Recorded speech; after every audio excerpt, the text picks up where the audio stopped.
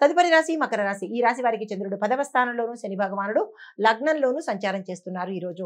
అయితే ఫలితాలు దంపతుల మధ్య సఖ్యత ఏర్పడుతుంది. గతంలో ఉన్న ఇబ్బందులు కానీ, ఒడిదుడుకులు కానీ, మనస్పర్ధలు కానీ, అనుమానాలు కానీ తొలగిపోయి ఈ రోజు అన్యోన్యంగా ఉండే అవకాశం కనబడుతోంది. వ్యాపార భాగస్వామ్యం లాభాలను ఇస్తుంది. ఎవరైనా ఒప్పందాలు కొత్తగా చేసుకోవాలన్నా లేదా టెన్యూర్ పెంచుకోవాలన్నా ఇలాంటి దానికి సంబంధించిన విషయాలు ఏవి చేసుకోవాలన్నా ఈ రోజు అత్యంత లాభదాయకంగా కనబడుతోంది. ఆ దిశగా ప్రయత్నం చేసుకోండి. కుటుంబంలో ఆనందం కనబడుతోంది. ఆగిపోయిన పనులు తిరిగి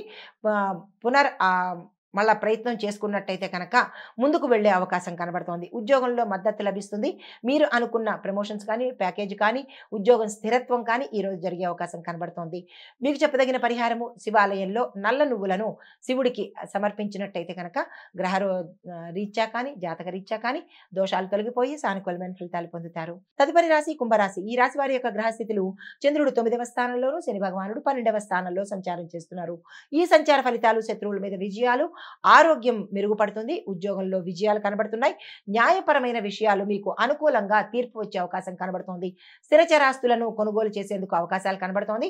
దీంతో పాటుగా కొంతమందికి ఉన్న ఆస్తుల మీద రైడ్ జరగడం కానీ, లేదంటే ప్రభుత్వం పట్టుకోవడం కానీ, ఆస్తులు నష్టపోవడం కానీ, లేదంటే ఇతర వ్యవహారాల అంటే ఇతర మనుషుల వల్ల మీ నమ్మకస్తులు కావచ్చు, బయటవారు కావచ్చు, వాళ్ళని నమ్మి మీరు ఇచ్చిన మాట కానీ లేదా పత్రాలు కానీ ఏదైనా ఒక ప్రమాదం జరిగి మీ ఆస్తులు పూర్తిగా పోగొట్టుకునే అవకాశం కనబడుతోంది.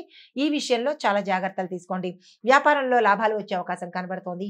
విస్తరణ కోసం ఇది అనువైన సమయము. ఆ దిశగా ప్రయత్నం చేయండి. మీకు చెప్పదగిన పరిహారము గణపతికి తూర్పు ముఖం వైపు కూర్చుని మీరు పూజ చేసుకున్నట్టయితే మంచి ఫలితాలు పొందుతారు. నమస్తే.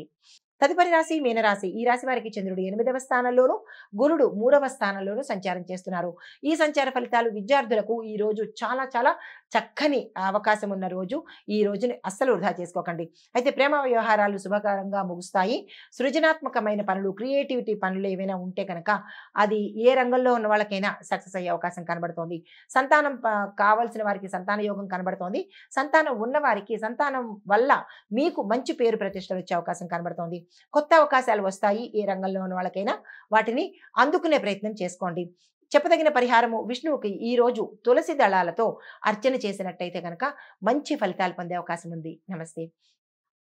ఇది మేషాది ద్వాదశ రాశుల వారికి ఈరోజు చెప్పదగిన శుభ ఫలితాలు, మిశ్రమ ఫలితాలు. అయితే ఓవరాల్గా మనం చూసినట్టయితే కనుక మేష, వృషభ, మిథున, కర్కాటక, సింహ, తుల, వృశ్చిక, ధనస్సు, మకర, కుంభ, మీన రాశుల వాళ్ళకి చాలా బాగుంది. కానీ కన్యా రాశి వారికి మాత్రము ఆరోగ్యం మీద, అంటే ఇది స్పెషల్గా చెప్తున్నాను, కన్యా రాశి వారికి ఆరోగ్యం పట్ల జాగ్రత్తలు తీసుకోండి. కొన్ని ఇబ్బందులు కానీ, ప్రమాదాలు కానీ గోచరిస్తున్నాయి.